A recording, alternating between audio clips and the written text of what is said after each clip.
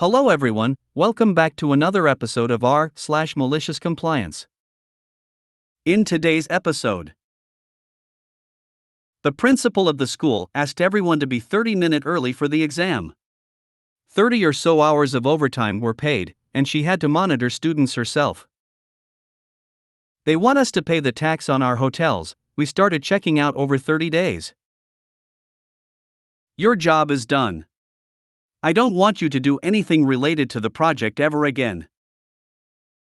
Before we get started, make sure to subscribe so you will never miss a video. So let's get started. The principal of the school asked everyone to be 30 minutes early for the exam. 30 or so hours of overtime were paid, and she had to monitor students herself.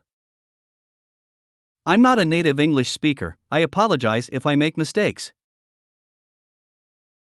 I'm a teacher. The principal we had at our school was the kind who got to this position because it was a way to escape teaching students. She was a teacher before taking the exam to be principal, which is common, and to flaunt the little authority it got her. One of the issues I had with her was about punctuality. She was especially hard about it, which would have been fine if she weren't herself systematically late to everything. I loathe hypocrites, and it makes our job especially difficult to ask students to be on time at classes when the principal was half an hour late at a meeting she scheduled herself with their parents.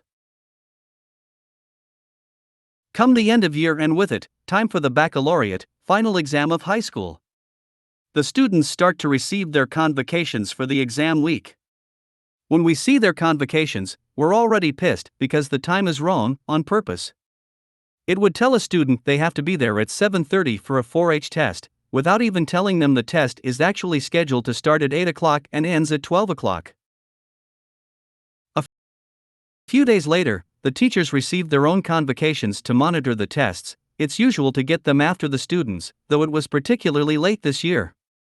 For us, the scheduled time of the test is correct, but it was mentioned on each of our convocations that we had to be present 30 minutes before the start of each test. I mean, we aren't going to be present at 8 o'clock exactly if the test is scheduled to start at that time. We don't want to screw the students over. We need a few minutes to get the test papers and let the students in the classroom so that we can start exactly on time. But 5 minutes is enough, 10 at most. And as teachers, we are used to being there slightly before class starts anyway. Most of us simply ignored her and came to the exam on time as usual.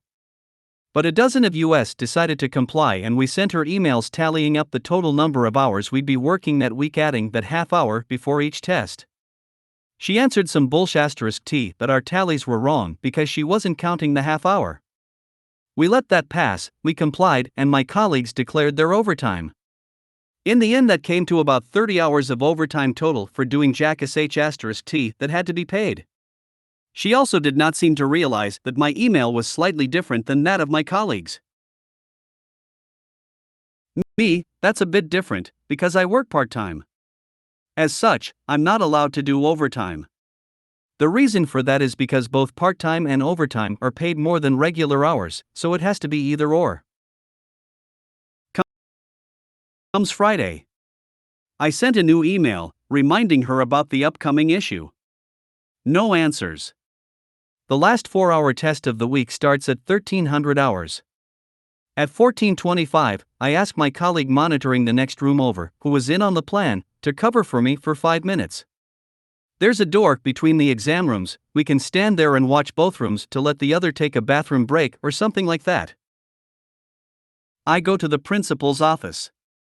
I remind her that there is a room full of students with 2H30 left, and I don't know if she's scheduled someone to take over for me, but I've already done all my hours for this week, and since I'm not allowed to do overtime, I'm leaving.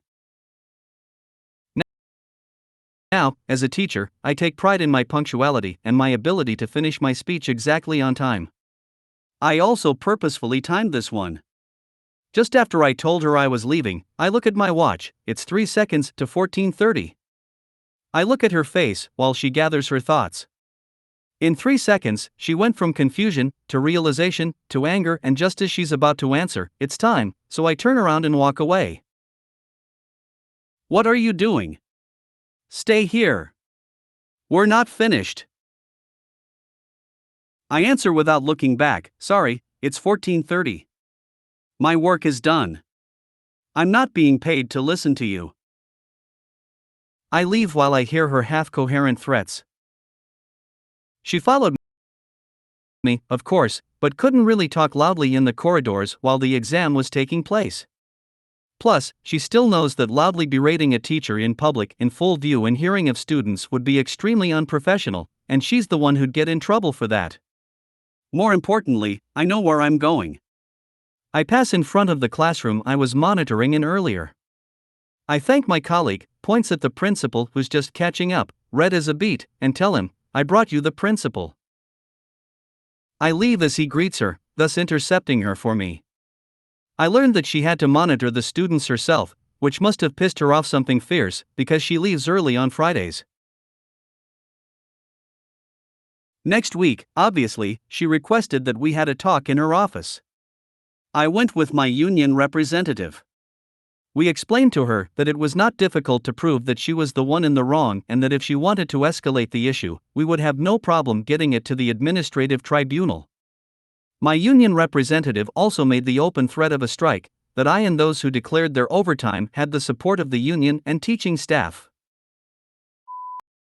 They want us to pay the tax on our hotels. We started checking out over 30 days. So this has multiple layers. Follow me on this journey. So I work for a defense contractor, it's one of the big three. We are based in Guam, but in Florida for training until the summer. We are all in hotels and here we are a few months into our trip and all of a sudden the person doing our expense reports keeps kicking them back. Now we are incurring late fees which we all refuse to pay. She is saying that after 30 days we are responsible for the tax on the rooms, which is $13 a day, almost $400 a month. In our contract, the company has stated they will pay for a trip to our home of record once a month, which none of us have been doing because we have been so busy. Here comes the MC. Now we are all scheduling trips home each month to break up the 30 days so we don't pay the tax on the hotel, while the company is now paying for flights to our homes of record. One guy is from Guam and his tickets are almost $2,000 for round trip. So now it's costing them another $700,2000 for flights each month. In another instance years ago coming home from Japan, my flight had an 8-hour layover in Tokyo. I found a flight that was shorter but cost $200 more. They rejected it because it wasn't the lowest fare available. I'm paid doorstep to doorstep when I travel, meaning I'm on the clock from when I leave my house until I get to my hotel at my final destination. Many of these travel days end up being around 23 hours. I thought the company would be cool with me saving them 8 hours of me on the clock, but nope. Okay then, 13 hours of double time at $100 in HR, so $1,300 over a $200 price difference. I'll take all that money. The people who write these contracts really don't think *T through. Your job is done. I don't want you to do anything related to the project ever again. I work in technical theater design, and I was approached by a writer/producer to direct her show after I had been recommended to her by a mutual friend, let's call her Jane. Jane had been working on this script for a couple years, and it was her baby. The script was actually pretty good, and the cast she had already hired was awesome, so I agreed to do the job. The show had already began rehearsals before I was hired, as the previous director had suddenly quit. After one rehearsal, I immediately realized why. Jane was an absolute nightmare. She had no idea what she was doing. She had never produced theater and knew nothing about any aspect of live event productions, blocking, lighting design, etc. However, she also wanted to control and micromanage everything. A majority of my job ended up consisting of her freaking out about something I had done, then me spending 20 minutes explaining why it had to be done. The cast hated her, and she made every rehearsal miserable. She wasn't interested in watching the scenes to see how good the actors were. She would spend every rehearsal buried in her script and getting upset each time an actor missed a word, or said them instead of they, or other minor easily fixable things. The only reason the cast stuck around is because this woman did have some industry contacts, and she was inviting them all to the show. She constantly bragged about it, and said she would share all her connections with the cast so they could benefit from the show. About 2 weeks before Tech Week, I realized she hadn't hired a lighting designer, booth operator, stage manager, or anyone at all to run the show.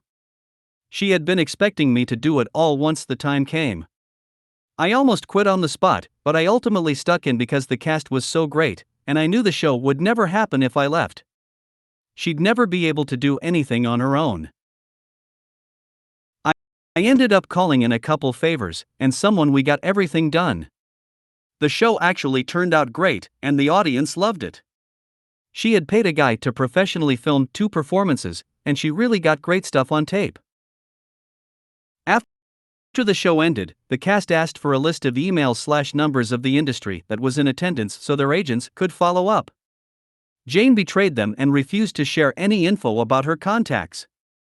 She said she didn't want them bothering people she knew. I was furious, so I sent her an email saying you need to share that list. It's what you promised. You owe it to them. She replied, this is no longer any of your business. Your job is done. I don't want you to do anything related to the project ever again.